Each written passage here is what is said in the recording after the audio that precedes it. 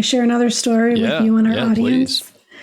So for many years, we had the FSA account. My husband's company didn't have an HSA as of yet, so we would participate in the FSA.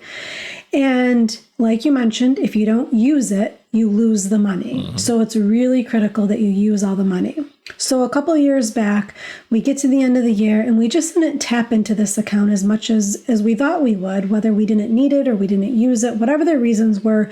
We had several $100s left in this account at the end of the year. So my husband and I are members at a BJ's. We're like, we'll go there, we'll bulk up on all of our medical type products that we need for the upcoming year. We thought it was a great idea. We get there, we do all of our shopping, we go to self-checkout, we run everything through the scanner and get to the end, and I have my FSA card in my hand, which looks just like a debit card or a credit card. That's, you wouldn't notice anything different to it.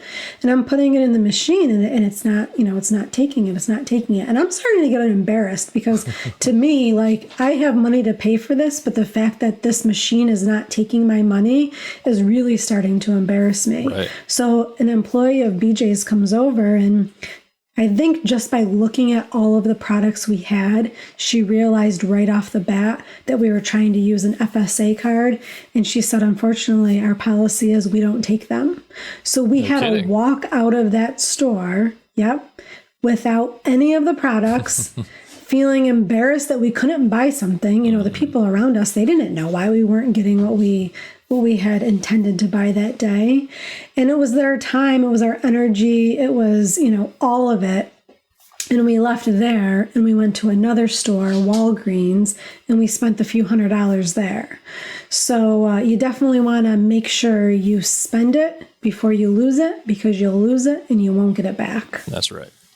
Yep, it's a user lose it policy. It's not a bad policy, but certainly not as good as an HSA, where it gets to that money is actually invested. Some of those plans allow you to be proactive and actually manage those investments through whatever mutual funds they're partners with and whatever types of opportunities they give you. Others are managed for you, but in both cases, they're going to earn a return over time. And so, the fact that you can keep that money in effectively a long-term savings account or a high-yield account, or even you could call it a small brokerage fund, that money will continue to grow. And of course, like we said, it'll do it tax-free versus the FSA, which is year by year. And as long as you are proactive with that and do your homework, like Christine said, it'll serve you well. Putting your deductible into your FSA is a great way to leverage the power of the FSA.